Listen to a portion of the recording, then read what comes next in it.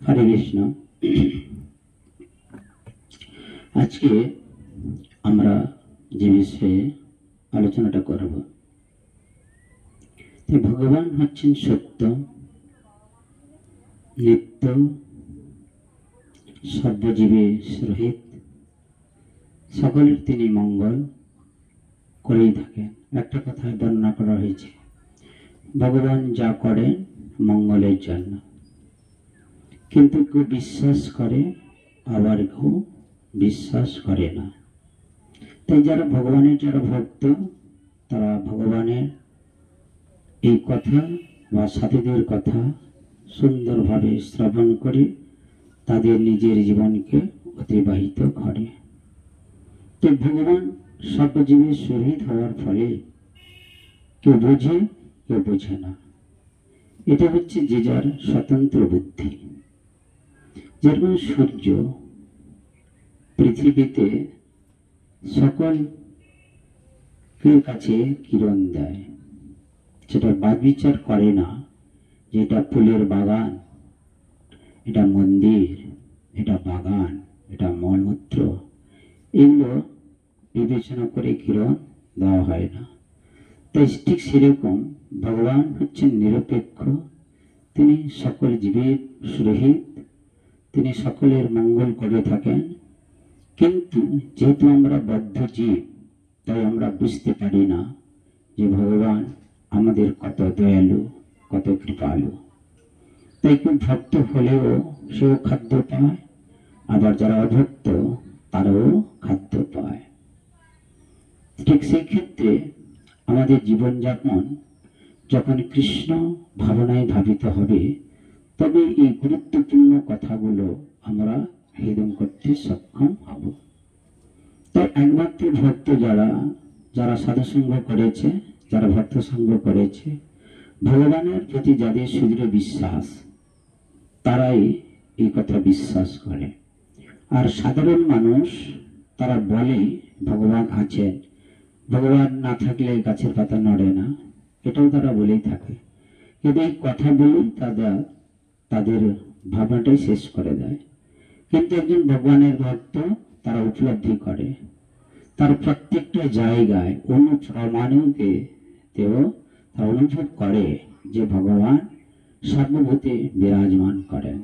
গীতায় ভগবান বর্ণনা করেছেন স্থিতপ্রজ্ঞ কারা, যা প্রকৃত জ্ঞানী কে, সেখানে বর্ণনা করা হয়েছে পণ্ডিত সেই যিনি সর্বভূতে ভগবানের অস্তিত্ব অনুভব করেন।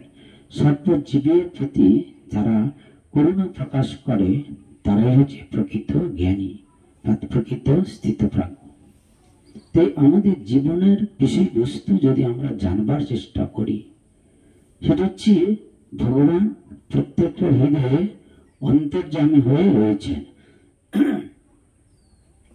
তাই ঠিক সেই ক্ষেত্রে ভগবানের প্রতি যদি আমরা যত্ন নিই, তাহলে আমাদের অসুবিধাটা কোথায়? এই একটা উদাহরণ দিলে আপনারা বুঝতে পারবেন। প্রত্যেকটা জীবের শহীদ হয়েও ভগবান সকলের কাছে প্রিয় হতে পারেননি। কারণ কি না, আমরা হচ্ছে এই জড়জগতের কামনা বাসনা বিভিন্ন অপকর্ম করবার ফলে ভগবানের যে চিন্তা ভাবনা, ভগবানের যে কার্যকলাপ, সেটা আমরা বুঝতে পারি না। সেজন্য ভগবদ্গীতায় ভগবান বর্ণনা করেছেন যে আমার যে জন্ম কর্ম যে বুঝতে পারবে, সে অনায়াসে ভগবদ্ধামে ফিরে যাবে। তাই ভগবানের জন্ম কর্ম প্রায় অনেকেই জানে যে ভগবান বসুদেবের পুত্র, এবং তারপরে তিনি নন্দ মহারাজের কাছে পালিত হয়েছিলেন, এবং দশস্কন্ধে কেউ যদি পড়ে থাকে তাহলে তারা ভগবানের কিছু লীলা শ্রবণ করতে পারবে। তা এইটুকু জানলেই কি ভগবদ্ধামে ফিরে যাওয়া যাবে? সেটা হচ্ছে যে যার ভক্তি জীবনে তারা কতটা উপলব্ধি করেছে।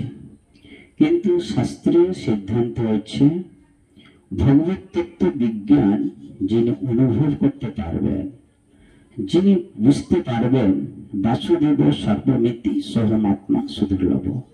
বাসুদেব যে সর্ব কারণে কারণ, তিনি যে জীবের শহীদ, তিনি কিছুই চান না। তিনি কেবল ভগবত সেবা ছাড়া এই জগতে কিছুই চান না। সেজন্য একজন ভগবানের ভক্তের কিরকম ভাবনা হওয়া উচিত, যেটা শ্রী চৈতন্য মহাপ্রভু বললেন, ন ধনম ন জনম ন সুন্দরীং কবিতাং বা জগদীশ কাময়ে মম জন্ম জন্মনীশ্বরে প্রভুতা ভক্তি কহতে কীর্তয়ে। তাহলে সেরকম শুদ্ধ স্তরে যারা ভক্ত, যারা জড় বাসনা থেকে মুক্ত হয়েছেন, যিনি কাম ক্রোধ লোভ মদ মোহ আশ্চর্য থেকে মুক্ত হয়ে নিরন্তর ভাগবত সেরে জীবনোৎসর্গ করেছেন, তিনি হচ্ছেন মহাত্মা। তিনি এই জগতে থাকলেও তিনি জগৎকে তারণ, তিনি উদ্ধার করতে এই জগতে আসেন। সেরকম যারা ভক্ত, যারা সাধু, তারাই এই জগতের জড় জগতের বন্ধন থেকে মুক্ত হবে। কিন্তু যারা পাচ্ছে না, তারাও কিন্তু হাল ছাড়লে হবে না। তারাও ক্রমান্বয়ে তাদেরকেও হরিভজন করতে হবে। কারণ আজকে না পারলে কালকে হবে, কালকে না পারলে পরশু হবে। সেজন্য বলা হয়েছে, একবার না পারিলে দেখো শতবার। এর জন্য এই সুযোগটা কেবলমাত্র মনুষ্য শরীরে রয়েছে। এই মনুষ্য শরীর ব্যতীত ভক্ত সঙ্গ করা, সাধু সঙ্গ করা, হরি কথা শ্রবণে যত্ন নেওয়া হবে না। কোন রকম যদি আমরা অধিব্যতীত হয়ে যাই মনুষ্য শরীর ব্যতীত, তাহলে কিন্তু এরকম ভাবে সুন্দর আসনে বসা, সুন্দর পোশাক পরা বা সুন্দর ঘরে ঘুমানো বা আহ্লাদ করা, সেটা আর সম্ভব হবে না। এই জন্য যারা বিচক্ষণ মানুষ, যারা বুদ্ধিমান মানুষ, তারা সময়কে অপরিচয় না করে ভগবত ভক্তি লাভ করবার চেষ্টা করে। এবং যারা শুদ্ধ স্তরে যারা ভক্ত, তাদের প্রেমময়ী সারা তারা যুক্ত থাকে। কারণ তারা জানতে পেরেছে যে জীবনের উদ্দেশ্য কি। সেক্ষেত্রে এই মনুষ্য শরীরকে যদি আমরা ভগবত সেবায় লাগাতে পারি, ভক্তের সঙ্গে যদি জীবনযাপন করি, তাহলে আমাদের এই মনুষ্য জন্ম সার্থক হবে। তাই প্রত্যেক মানুষ যদি চেষ্টা করে, সকলেই চাইবে কি ভালো হতে, সুন্দর হতে। তাই ভগবান হচ্ছেন অন্তর্যামী, তিনি আমাদের হৃদয়ে সবকিছু তিনি বুঝতে পারেন, আমরা কি চাই আর কি চাই না। আমি হয়তো কি করব, কতটা করতে পারে, কিন্তু ভগবান আমার কতটা সবকিছু তিনি বুঝতে পারেন। তো ভগবান সমস্ত কিছু উপলব্ধি করেন এবং জানতে পারেন। আমরা আজকে যেটা বলছি সেটা হওয়ার পরে, কিন্তু ভগবান আগাম সবকিছু জানতে পারেন। এই জন্য তাকে ভগবান পরমেশ্বর ভগবান শ্রীকৃষ্ণ। সেই জন্য ভগবান প্রেমময় সেবায় যুক্ত থাকতে আমরা সকলকে অনুরোধ করছি যে আপনারা সকলেই ভগবানের সেবায় যত্ন হয়ে ভগবানের লীলা এবং তাঁর গুণ কীর্তন করে মনুষ্য জন্মকে সার্থক করে তুলুন। হরে কৃষ্ণ। জয় শিল প্রভুপাদ কি জয়।